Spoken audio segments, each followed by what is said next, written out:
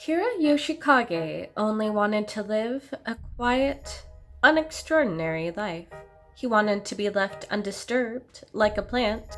He never did anything to stand out.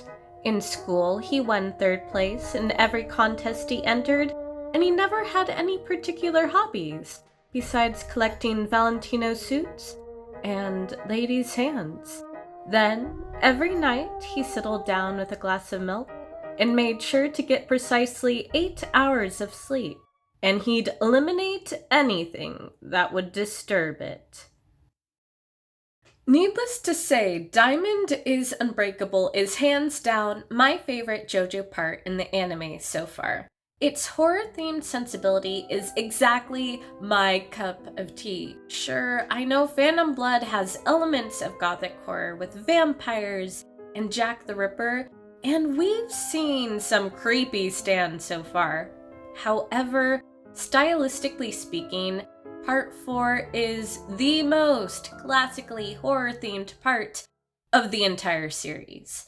And I think it's the story's masterful use of horror, as well as the realistic portrayal of its villain, that makes it so compelling. Part 4 is a slow burn. Throughout its story, we're filled with a sense of ominous foreboding that something is amiss here. The sky doesn't seem quite the right color. We hear whispers of a serial killer in the seemingly idyllic town of Morio. It's a faceless, unknown horror. We meet a ghost whose killer told her she had such lovely hands. All of this leads to a near collision of characters. We finally see the salesman's face, and this time, he's preoccupied with talking to a woman until he gets out of his car and the camera angle shifts, and we see that the hand is not attached to the woman at all. Introducing Kira, the man himself. This marks his formal introduction, and from here on forward, we see a lot of the story from his perspective. I think it's this unique angle, this empathetic portrayal of its villain, that makes Part 4 such a compelling watch. Fundamentally, Kira feels more human than Cars or Dio, and it's not just due to the fact that Cars is a supreme demigod and Dio is an immortal vampire. I find Kira's motives are more believable than Dio's. After all, my largest issue with Phantom Blood is Dio's raging, incomprehensible hate boner for Jonathan until the final episode, where he realizes that maybe he loved and was envious of Jonathan all along. In stark contrast to Jojo's previous villains, Kira's an ordinary guy without any grandiose schemes. He doesn't want to take over the world. I'm okay. No, he just wants to play house so he can blend in unnoticed by society, so he can keep up his hobby of collecting ladies' hands.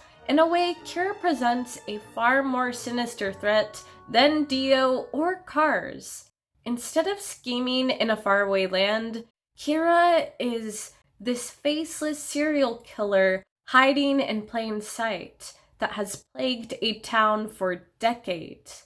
It's partly due to this proximity that Diamond is Unbreakable excels so much. Instead of being a sprawling road trip, the fact that this story's setting is contained to the town of Morio allows us to feel the full impact its residential serial killer has made on it, lending to a greater sense of urgency. Even the mini boss battles feel more personal, and the enemies aren't easily identifiable by their ridiculous outfits. Instead, almost anyone could be a threat. So when the neighborhood milkman tries to murder your mother, or your cute classmate tries to hold you hostage, Misery style, it adds a heightened sense of paranoia. Part 4's focus on its villain also adds to the story's tension. In a black comedy, we watch Kira as he tries to assimilate into his newfound domestic household. We, as a viewer, know that he's an imposter and the mystery murderer the Joestar gang is looking for. And we're left to watch on the edge of our seats as this cat and mouse game unfolds. We all know the stakes.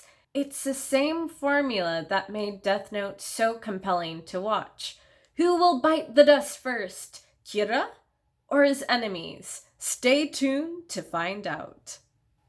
Also, there's something deliciously terrifying about Part 4 and its villain. It's the juxtaposition of the mundane with the bizarre. A sky that isn't quite the right color, a seemingly normal businessman with an unusual hobby. This same technique can be seen with horror masters like Junji Ito or Neil Gaiman. It's like a game of what's wrong with this picture? You take a normal scene or activity, a task or something as simple as brushing your hair. Then, inject something or someone who shouldn't be there. Now, take Coraline as another example, where Coraline wakes in what she believes to be her home. At first glance, everything down to the furniture is the same, except her parents have buns for eyes. Now imagine the horror discovering that something as fundamental and precious as your own parent has been replaced. This is the same terrifying realization that Hayato underwent. Of course, if we're going to talk about Kira Yoshikage, it's only fitting to bring up his stand, Killer Queen. Hands down, Killer Queen is my favorite stand, not just aesthetically or the fact that it's a punk rock gladiator cat, but because of how beautifully it ties into his character. After all, if stands are a reflection of their user's soul, what does Killer Queen say about Kira Yoshikage? That he secretly likes leather, but he's too private to own a FetLife account? Ultimately, his stand stems from his desire for secrecy. Killer Queen allows him to turn virtually anything into a bomb, allowing him to destroy evidence. Think about it, he can incinerate any evidence that could expose him for murder, theoretically allowing him to commit the perfect crime. Then add on to that Killer Queen's third stage, and arguably a requiem stand, bites the dust. This ability was created from his desire for self-preservation, built around protecting his identity. It turns any living person into a bomb, detonating whenever Kira's identity is discovered while simultaneously trapping its carrier into a hellish time loop. And this is brilliant. Not only does Killer Queen's final design thematically tie into Kira's character, but it operates as a terrifying narrative device as well. It throws a curveball at the audience. Following Hayato's death, we as the viewer are disoriented along with him to see him alive again. Then we're trapped alongside Hayato in a Kafkaesque nightmare where we see him futilely try to warn the Joestar gang, only to watch Rohan die over and over again. We feel the full weight of Hayato's despair until a near triumphant Kira gives away his own identity. You see, in the end, Kira's own folly becomes his downfall. For better or worse, he is a stubborn plant that refuses to leave his roots in Morio, the same town he's filled with ghosts. And oh boy, do they get their revenge. Kira's not arrested or finished off by the main character. No, instead there's an almost divine retribution at play when he is unceremoniously hit by an ambulance and dragged to another dimension by the disembodied hands of ghosts. You've got to appreciate the irony here. Ultimately, the man who wanted to live his life in peace now spends his afterlife in unrest. If you ask me, this is a poetic end for JoJo's greatest villain and arc in the anime so far. Quite simply, Part 4 and its villain carry a tangibility and sense of realism that JoJo's previous arcs failed to achieve.